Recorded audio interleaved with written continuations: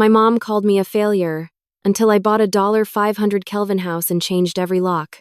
What would you do if the woman who gave you life looked you in the eye in front of the entire family and said, "You're nothing but a failure"? Would you break down? Or would you let that fire burn until the day you finally strike back? I still remember that night like a scar that never fades.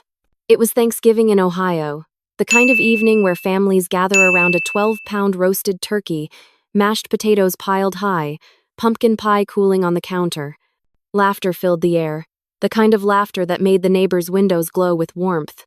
But at our table, my world shattered with a single sentence. I was sitting at the far end of the long oak dining table, the one my parents had bought decades ago when life still felt whole. Candles flickered between the plates, and my younger sister boasted about her new car, a shiny BMW worth nearly $55,000 that my parents had proudly helped her buy. Everyone clapped, cheered, and toasted to her bright future. Then my mom's eyes turned to me. Her voice dropped, sharp like a knife sliding across glass. "Unlike you," she said, lips curled in disgust. "At least she's not a failure." The room went silent. My fork froze halfway to my mouth. Even the fireplace behind us seemed to snap louder, as if the flames themselves had flinched. I looked around the table. My father avoided my eyes, shoving another spoonful of stuffing into his mouth. My sister smirked, almost satisfied. The relatives shifted uncomfortably. But no one spoke up. I wanted to scream. I wanted to slam my fists into that polished table until the plates shattered. But instead, I swallowed the lump in my throat and forced a smile. Because in my family, silence had always been the safest response. Growing up, my mom had a way of reminding me that I wasn't enough. When I brought home B's on my report card, she'd say, "Your sister gets A's, why can't you?" When I got my first job at McDonald's at 16, flipping burgers to help pay for gas money, she laughed. "Do you want to spend your life smelling like grease?" But this was different. She hadn't whispered it in the kitchen. She hadn't hissed it through clenched teeth after an argument. She had declared it like a verdict before the entire family. On Thanksgiving, the holiday that was supposed to celebrate gratitude, family, and love. I excused myself from the table, muttering something about needing more cranberry sauce. But in the kitchen, I just stood there, staring at the cold linoleum floor. My hands trembled as I gripped the counter. Failure. The word echoed in my skull like a gavel hitting wood. Failure. That's what she saw when she looked at me. Not her son. Not the boy who once brought her breakfast in bed on Mother's Day with burnt toast and orange juice. Not the teenager who worked 2 jobs to keep his student loan interest from drowning him. Just failure. The irony was cruel. While my sister had her tuition fully paid, I had taken out $81,000 in student loans just to get through college. While she got a new car on her 18th birthday, I was still driving a rusted Toyota Corolla that coughed every time it hit 40 miles per hour.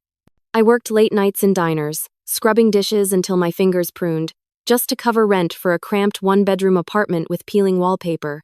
Yet, none of that mattered. My sacrifices were invisible, my struggles dismissed. To my mom, success was measured in shiny cars, framed degrees, and who got the spotlight at family dinners. That night, I drove back to my apartment in silence. The streets were slick with early snow, headlights glistening against the wet pavement. Families hurried inside their homes, arms full of leftovers, children laughing in scarves and mittens. I sat in my car outside my building, engine idling, heat blowing faintly. My hands clenched the steering wheel until my knuckles turned white. I wanted to cry. God. I wanted to cry.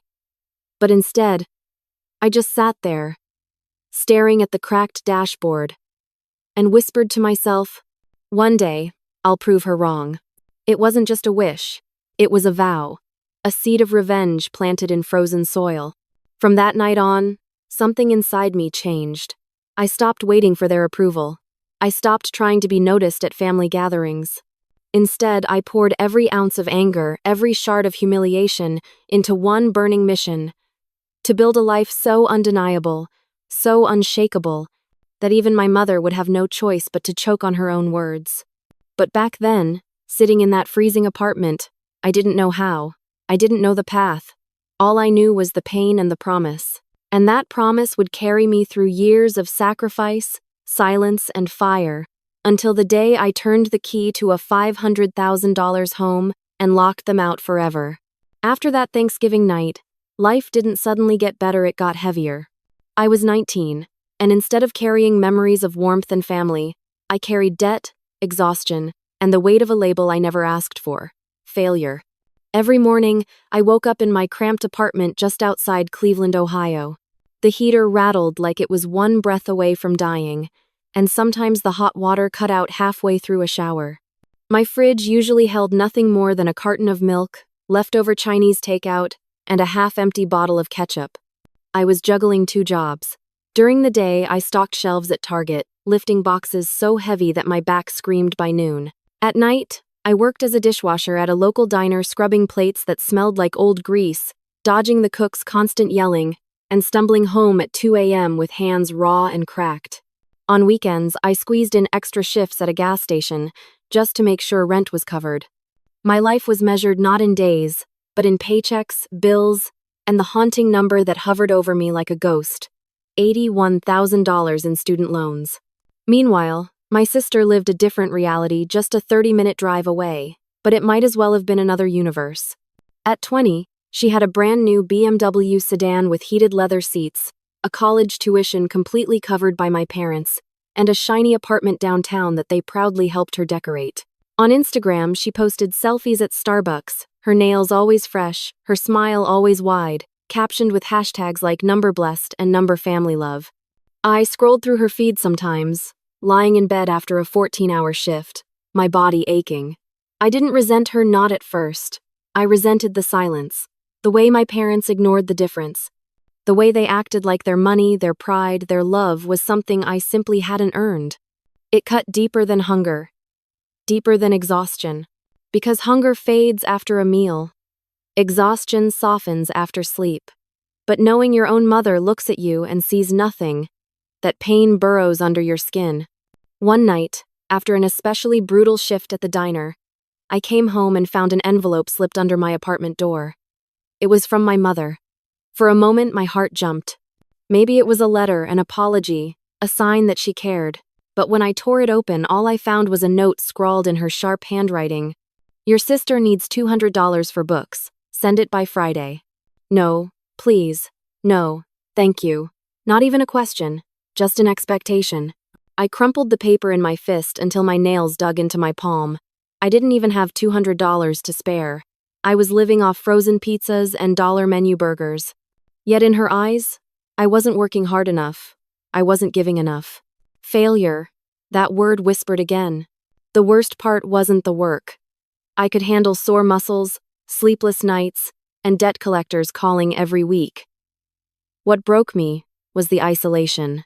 Every holiday, my parents would host huge dinners: turkey at Thanksgiving, honey-baked ham at Christmas, barbecue in the summer. But my phone never rang. Sometimes I'd pass by their house on the way to my shift. I'd see the lights glowing, the driveway packed with cars, laughter spilling out through the windows. I would sit in my beat-up Toyota in the dark, engine running, and watch from the street. Inside, my family celebrated. Outside, I was invisible. Regret seeped in during those years. I wondered if maybe I had made wrong choices. Maybe I wasn't smart enough, or brave enough, or simply not enough. Maybe my mom was right. Maybe I was a failure. But then anger would rise, sharp and bitter, because I knew the truth. I wasn't lazy. I wasn't careless. I was fighting harder than anyone else. While my sister slept in silk sheets, I dragged myself through 16-hour workdays. While she sipped lattes my parents paid for, I counted pennies at laundromats. I wasn't a failure. I was surviving a storm no one else cared to notice. And in that storm, a seed began to grow small, fragile, but alive. I didn't want their approval anymore. I didn't want their pity. What I wanted was proof. Proof that I could climb out of this pit. That I could build a life so solid they could never deny me again. That thought became my oxygen. Every time I scrubbed another greasy plate, Every time I saw another Instagram post of my sister's perfect life, every time I heard my mother's voice echoing, failure, I fed that seed. I didn't know it yet, but those years of pain were shaping me. They were forging something harder, sharper, more relentless. And though I didn't realize it in the moment, every sleepless night, every slammed door, every dollar scraped together was bringing me closer to the day I would unlock a door of my own, a door to a $500, 000 house, and change every lock so they could never walk in again. Christmas in Ohio has a way of painting the world in white silence. That year, the snow fell heavy, blanketing the streets, frosting rooftops, and muffling every sound but the crunch of boots and the distant jingle of bells from the shopping district downtown. Families rushed into churches, children clutched hot cocoa, and lights sparkled on every porch. I was 23, driving my rusted Corolla through that postcard-perfect night. I hadn't been invited to the family Christmas dinner. But deep down, a part of me hoped just maybe they'd changed their minds. Maybe my mother had softened. Maybe she wanted me home. The closer I got to the old house, the more my chest tightened. That two-story home in the suburbs wasn't just wood and brick, it was the stage of every childhood memory I had. The smell of cinnamon rolls on Christmas morning. The squeak of the staircase I used to sneak down as a kid. The fireplace where I'd once hung a stocking with my name written in glitter glue. But when I pulled into the driveway, my heart froze faster than the snow on my windshield. Every window glowed warm and golden. Shadows of laughter danced across the curtains.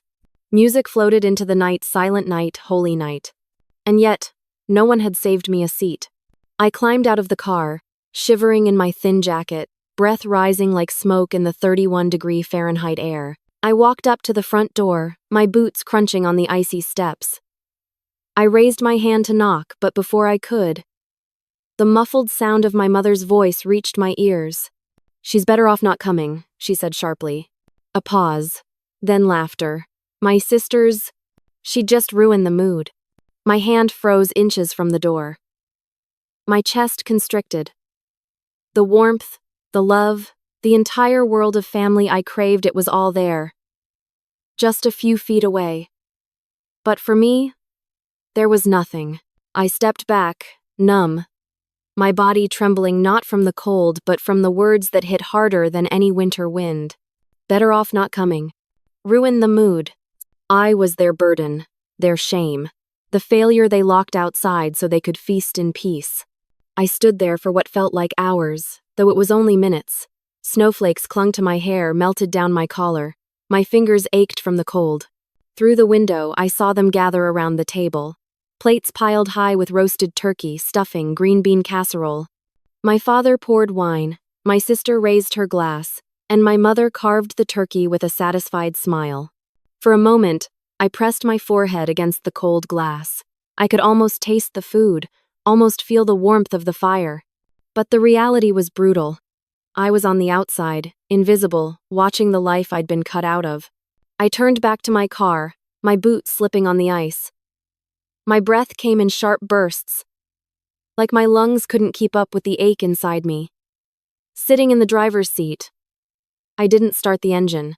I just sat there, staring at the glowing house, the laughter that drifted through the cracks, and the snow piling on my windshield. Tears threatened, but I swallowed them down. Crying wouldn't change anything. It wouldn't open the door. It wouldn't make my mother see me as anything but a mistake. That was the night anger truly took root. Not the kind of anger that explodes in fists and screams, but the kind that simmers, deep and steady, until it hardens into resolve. I gripped the steering wheel, my knuckles white, and whispered to myself, "This is the last time I'll ever beg for a place at their table. From now on, I wouldn't knock. I wouldn't wait to be invited. I would build a life so untouchable, so undeniable, that they would have no choice but to see me. But they wouldn't be welcomed into it." Driving back to my apartment, the streets were empty, lit only by strings of Christmas lights and the occasional flicker of a lamppost. Each house I passed seemed like a cruel reminder of what I didn't have. Kids tearing open presents, parents hugging their children, warmth spilling out into the night. When I finally parked, my car groaned like it was giving up. I trudged up the stairs, past neighbors' doors decorated with wreaths and ribbons. At mine, there was nothing, just chipped paint and silence. Inside, the apartment was freezing. The radiator barely worked, and the walls felt like ice. I microwaved a frozen dinner, the kind that came in a flimsy plastic tray, and sat alone at my tiny table. The television flickered in the background, but I couldn't focus. Instead, I thought about the house I'd just left. The family that laughed without me. The mother who believed I ruined everything just by showing up. And in that moment, between bites of soggy mashed potatoes, I made myself a promise. One day, I will never be the one locked out in the cold. One day, I will own the key. And when that day comes, they will know exactly what it feels like to be left outside. That night, I didn't sleep much. But the anger, the humiliation, the heartbreak, they became fuel. Fuel that would drive me through the darkest years ahead. Because sometimes, revenge isn't planned in an instant. Sometimes, it's born in the silence of a frozen car, in the shadows of a house that no longer feels like home. And mine had just begun. The morning after that frozen Christmas, I woke up in my shabby little apartment with a different fire burning inside me. The radiator still rattled, coughing up weak bursts of heat that could never fight off the Ohio winter, but deep down I felt something stronger. If they would never save me a seat at their table, then I'd build my own. Bigger, brighter, and untouchable. I threw myself into work like a man possessed. By day, I stood in the greasy kitchen of a diner, scrubbing dishes until my hands were raw, carrying trays so heavy they bruised my wrists. On weekends, I worked construction hauling 2x4s, mixing cement, standing on rooftops under the blazing July sun or the bone-freezing winds of January. My body broke down, but every drop of sweat became a brick in the foundation of my future. And still, no matter how much I worked, the money was never enough. Bills stacked up like bricks. Student loan debt hung over me like a death sentence. I knew if I kept living like this, I'd drown. I needed another way. So, in the quiet hours past midnight, I found myself in the public library, sipping cheap coffee, trembling hands flipping through books on investing and finance. At first, it was all gibberish compound interest, stocks, real estate. I lost money I couldn't afford to lose. But every mistake became a lesson. Slowly, painfully, I began to understand. I opened a brokerage account with just a few $100s. I learned to watch, to fail, to try again. There was no miracle, just persistence. In that damp, peeling apartment, I taped a yellow sticky note to the wall. $500,000 house. It wasn't just a dream, it was my revenge plan. If my mother had called me a failure, one day this house would be the proof she was wrong. I skipped parties, skipped Starbucks, skipped vacations. While friends flew to Florida for spring break, I buried myself in overtime. Every tax refund, every bonus check, every leftover dollar after rent went into a savings account I named Freedom. In America, people measure success with milestones. The car you drive, the college you attend, the house you buy. My family had used those same milestones to shame me, so I would use them to destroy their judgment. At 27, after nearly a decade of grinding, I scraped together enough for a down payment on a small townhouse. 2 bedrooms, old floors, a kitchen stuck in the 90 seconds, but it was mine. When I signed the papers, I cried in the parking lot. Not because it was perfect, but because for the first time in my life, I owned something no one could take away. That townhouse became my stepping stone. I rented out the spare room, scraped every penny, and turned it into leverage. There were nights I lay awake, doubts gnawing at me. Would I ever escape the weight pressing on my chest? Or was I doomed to carry it forever? But then I'd remember that Christmas night, the golden glow of the windows, the laughter inside, my mother's voice saying I'd ruin everything. That memory turned fear into fuel. By 30, I sold the townhouse for a profit, thanks to the rising housing market. I poured every dime, every drop of savings, into one goal: the $500,000 house. I had built my credit score like armor, brick by brick, until the banks finally saw me as worthy. I walked through open houses with my realtor, each one more dazzling than the last. Shiny granite countertops, hardwood floors that gleamed like mirrors, two-car garages, sunlit backyards. Each house whispered to me, "This could be yours." And then I saw it, the dream. A suburban home, 2,500 square feet, a fireplace glowing in the living room, a backyard perfect for summer barbecues. Price tag, $500,000. The exact number that had stared back at me from that sticky note for years. The day I signed the closing papers, my hands shook with nerves. Page after page, signature after signature. Until finally the realtor slid the keys across the table. "Congratulations," she said. "It's yours." I gripped the keys, my fingers trembling. Every sleepless night, every swallowed tear, every insult I had endured, this was their answer. I was no longer the boy left outside. No longer the failure. I was the owner. The next morning, I opened the door to my new home. My footsteps echoed across polished hardwood, sunlight streaming through wide windows, washing over me like a blessing. For the first time, I wasn't standing outside the glass, looking in. I was inside, and everything belonged to me. But even through the pride and the tears, another feeling began to rise: anticipation. Because I knew sooner or later, my family would show up. They would try to claim a piece of this victory. And this time I was ready. The first time I turned the key and pushed open the heavy front door, it didn't feel real. The hinges creaked softly. The air inside carried the faint scent of fresh paint, and sunlight spilled across polished hardwood floors. For a moment, I just stood there in the doorway, clutching the keys so tight the edges bit into my palm. This was it. This was mine. 2,500 square feet. A two-car garage. A backyard wide enough to host barbecues.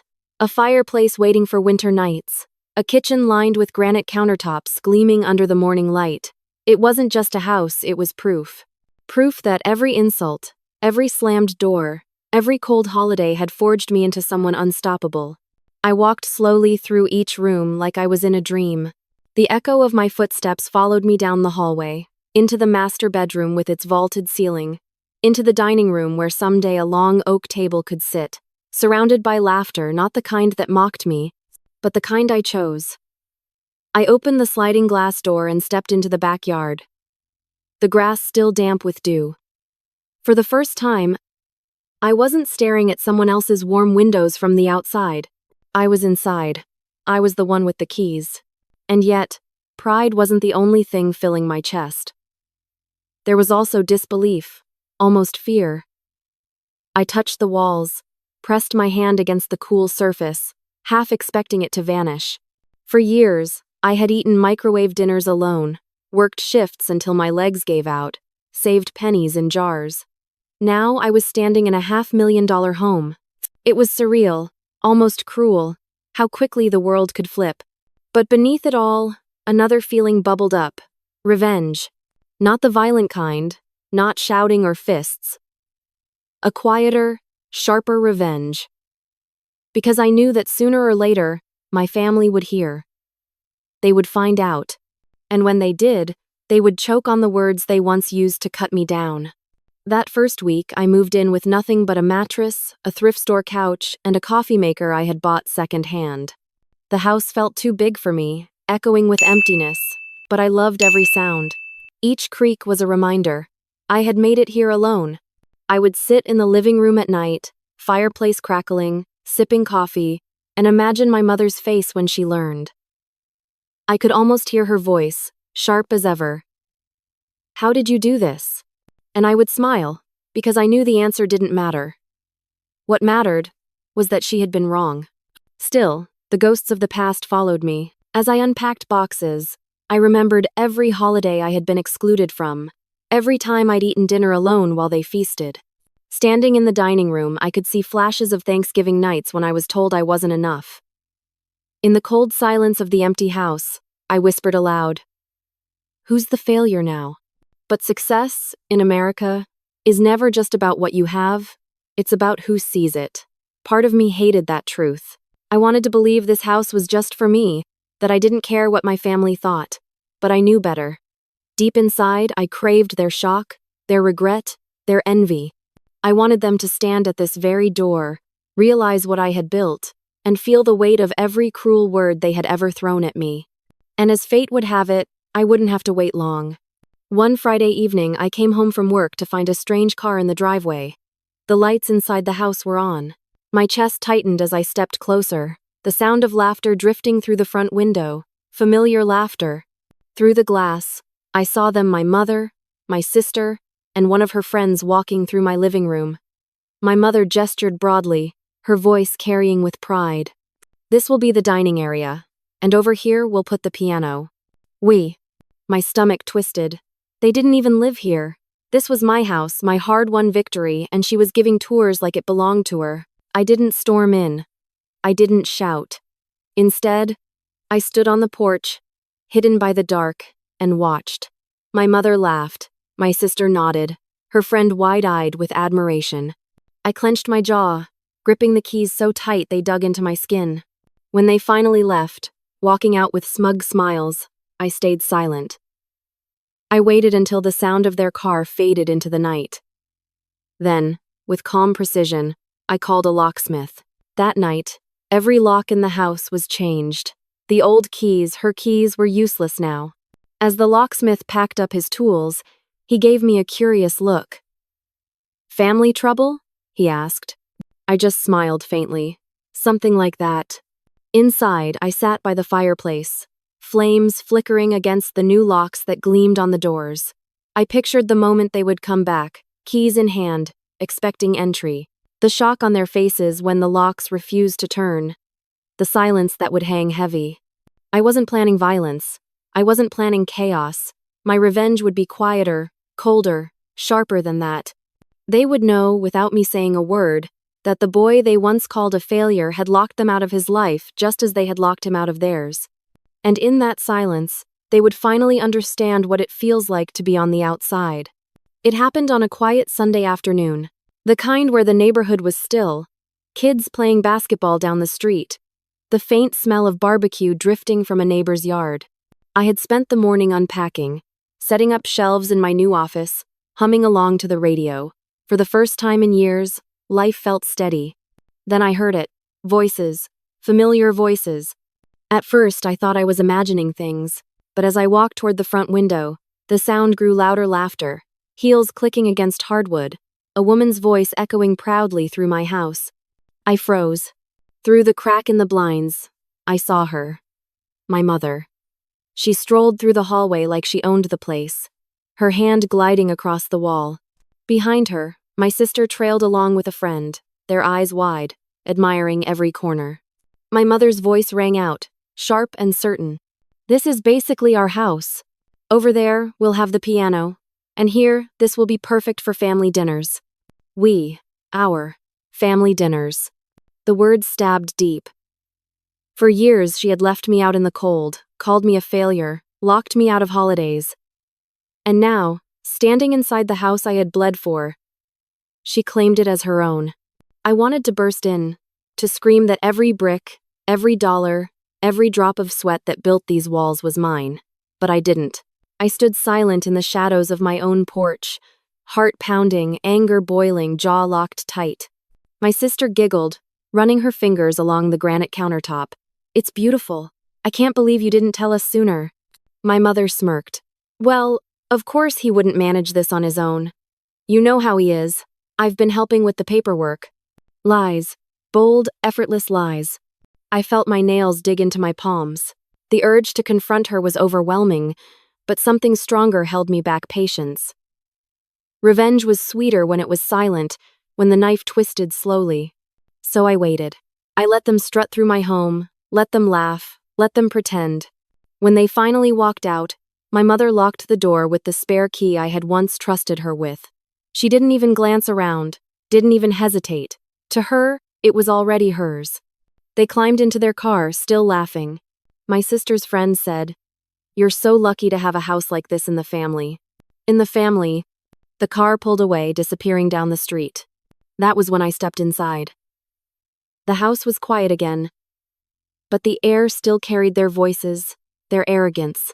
I walked slowly through each room they had just touched, their presence lingering like a stain. In the dining room, I could almost see the ghost of my mother at the head of the table, smirking as she carved a turkey, telling me I was nothing. In the living room, I could still hear her voice dismissing me, replacing truth with lies. I knew what I had to do. That evening, I called the locksmith again. He arrived within the hour, toolbox in hand, cheerful as he set to work. I watched in silence as the old locks came off, replaced with gleaming new ones. Every click of his drill was like a drumbeat, every turn of the screwdriver like a note in a song of vengeance. When he finished, he handed me a small set of keys. "All done," he said. Then, with a knowing look, he asked, "Family trouble?" I met his eyes, my lips curving into the faintest smile. Something like that. After he left, I stood in the doorway, holding the new keys. The night had fallen outside, the street quiet again. Inside, the locks glistened under the porch light, silent guardians of my victory. I imagined the moment they would return, my mother, striding up the steps with her old key in hand, certain she belonged here, the look on her face when the lock refused to turn, the silence that would follow. That silence would be worth more than any words I could ever throw at her. Later that night, I sat by the fireplace, the flames flickering, casting shadows across the walls. The house no longer felt empty. It felt like mine again, sealed, protected, claimed. For once, I wasn't the one standing in the cold while they laughed inside. This time, it would be them. The memory of that Christmas came rushing back, the glass pressed against my forehead. The laughter I could hear but never join. I closed my eyes and let the fire's warmth wash over me. This was my reversal. My last revenge would not come with shouting or violence. It would come with locked doors and the silence of exclusion. And I would savor every second of it. It didn't take long. Only 3 days after the locksmith had left, the moment I had been waiting for arrived. I was upstairs in the study, unpacking the last of my boxes, when I heard the crunch of tires on the driveway. My chest tightened. Through the blinds, I caught sight of the familiar car, my mother's. My sister sat in the passenger seat, scrolling her phone as if she owned the world.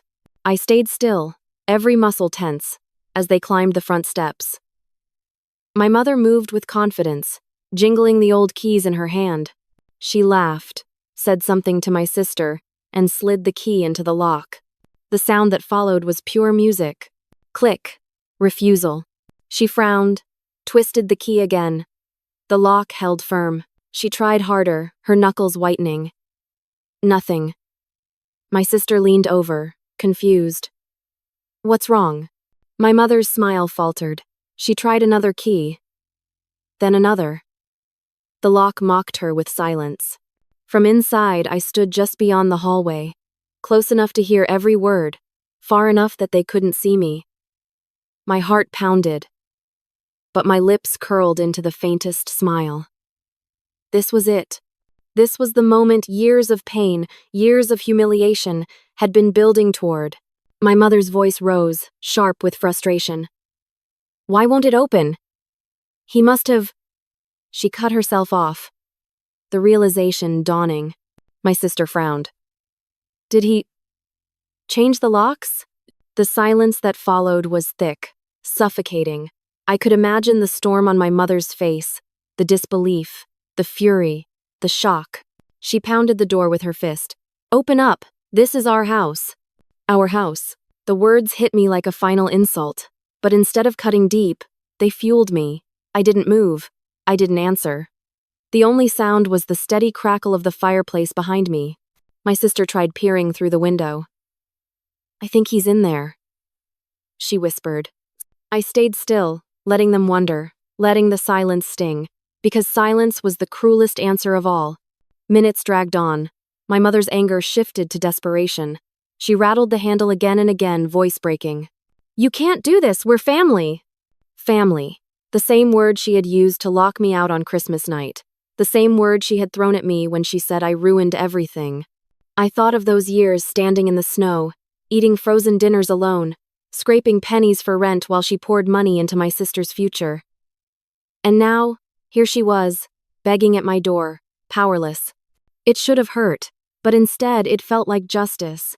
Finally, the pounding stopped. Through the window, I saw my mother step back, her face pale, her shoulders sagging. My sister muttered something, but my mother just shook her head, lips pressed tight, eyes burning. Then, slowly, they walked down the steps, back to the car. The engine roared to life, tires crunching on gravel as they pulled away. I didn't move until the sound had vanished. Only then did I exhale, my whole body trembling. The silence in the house was thick, but it wasn't empty. It was full of power, of closure, of a revenge so quiet it screamed louder than words ever could. That night, I sat alone in the living room, the fire glowing bright. The house felt different now, like it had been purified. No longer haunted by their voices, no longer tainted by their claims. It was mine, completely, undeniably. I thought about opening the door, about chasing after them, about demanding an apology. But what would be the point? The locks had spoken for me. The message was clear. I no longer belonged to them, and they no longer belonged here. For years, they had locked me out of warmth, of family, of love. Now, for the first time, they knew what it felt like. And that was enough. Later, as I climbed into bed, the silence of the house wrapped around me. For the first time, it wasn't the silence of loneliness. It was the silence of victory. I closed my eyes and whispered into the darkness. Who's the failure now? News travels fast in families, even when no one speaks directly. Within a week, the whispers began. My aunt left a voicemail. Your mom told us what happened. Maybe you should talk to her, she's hurting. My cousin sent a text. Dude, you changed the locks? Savage. But seriously, think about family. Family, that word again. For years it had been dangled over my head like a carrot I could never reach. But now, it rang hollow. The calls didn't stop there. My father tried next. His voice was quieter, almost pleading. Son, your mother didn't mean everything she said. She's stubborn, you know that. Can we meet? Just to talk? But I didn't call back. Because I remembered too well the sting of standing in the snow, the humiliation of being called a failure, the silence at holidays when my chair stayed empty. 2 weeks later, the inevitable happened. My mother showed up again, not with keys this time, not with confidence. She came alone, her shoulders hunched, her steps hesitant. I saw her through the window, standing on the porch, clutching her coat tighter against the wind. She knocked, softly at first, then harder. Please, she said, her voice muffled through the door. Please, just let me in. We can talk. For a long moment, I stood in the hallway, only a few feet away, staring at the door that had once locked me out. My hands trembled. I thought of the boy I used to be, the one who would have opened it in an instant, desperate for a crumb of love, a scrap of recognition. But that boy was gone. I leaned closer, resting my hand on the cool wood. It's too late, I whispered. And then I walked away. The knocking stopped. After a while, I heard footsteps retreating down the steps, then the distant sound of her car driving off. I didn't watch her go. I didn't need to. That night, I sat by the fireplace, staring into the flames. The revenge was complete, not with shouting, not with chaos, but with silence. They had made me an outsider in my own family. Now, I had made them outsiders in my life. It should have felt triumphant, and in some ways it did. The boy who once cried alone in a freezing apartment had become the man who owned a $500,000 home. The failure had become untouchable. But there was also a hollow ache, a truth I couldn't ignore. Revenge doesn't erase the past. It doesn't heal the wounds.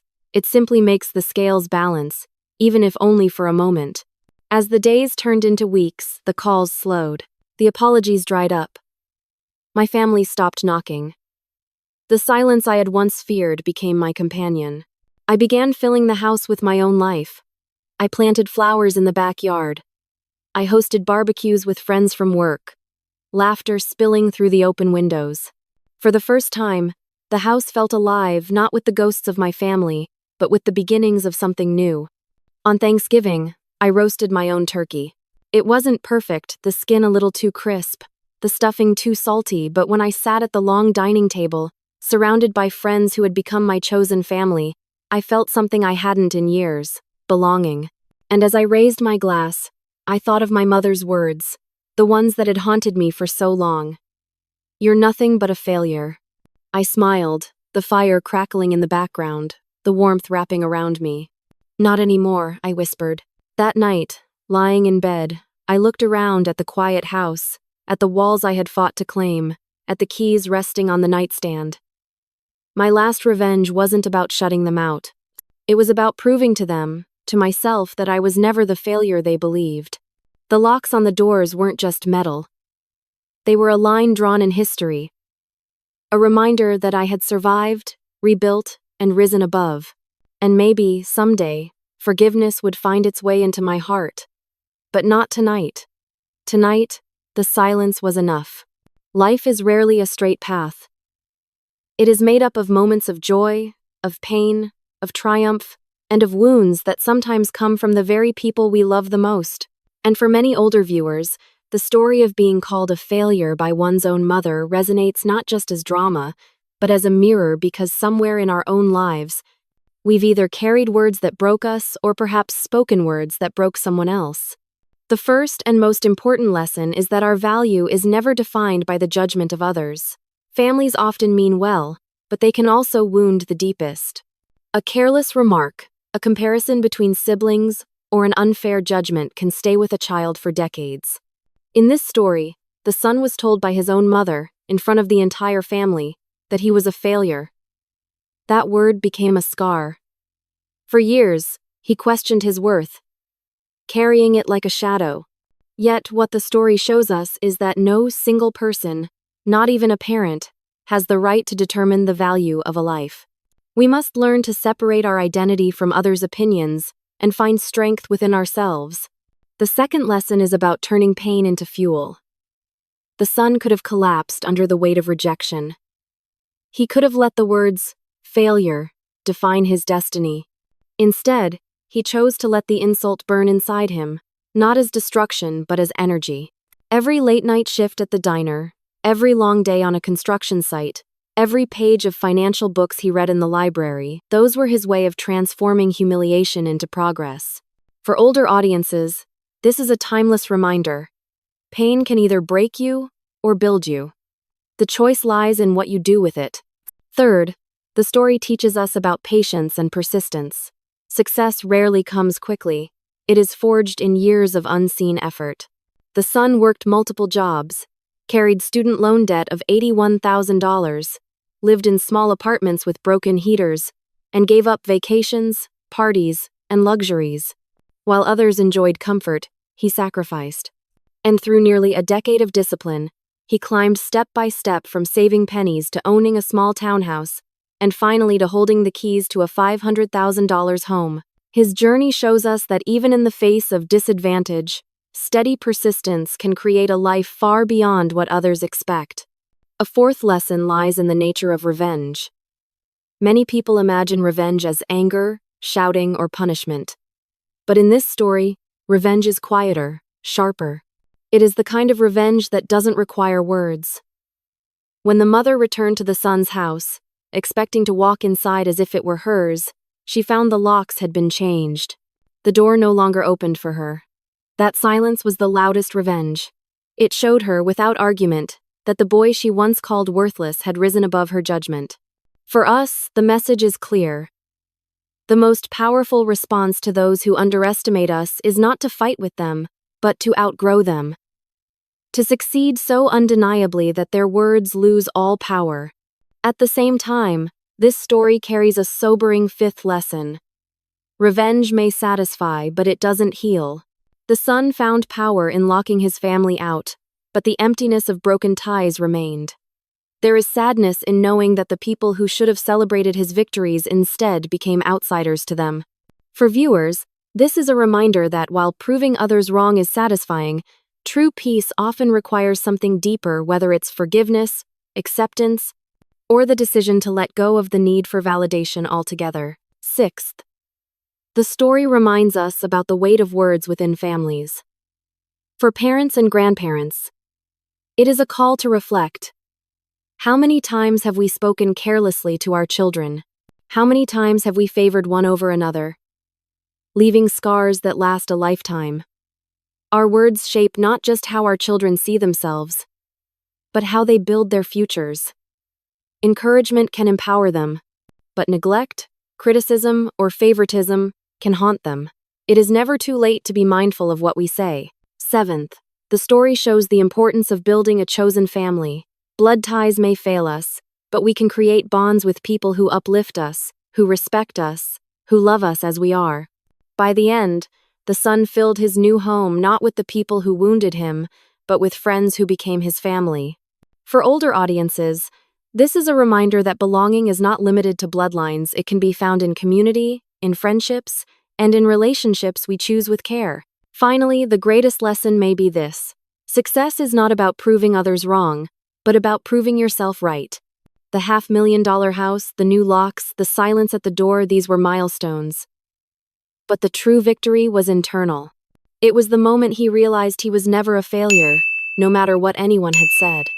And for all of us, especially later in life, this is a call to reflect. We cannot control the judgments of others, but we can control the lives we build. In the end, the story is not just about revenge. It is about survival, transformation, and the resilience of the human spirit. It tells us that even when the people we love most fail us, we still have the power to rise. And as we grow older, this lesson becomes even more vital. Because life will always give us pain, but what we choose to do with it can turn that pain into purpose.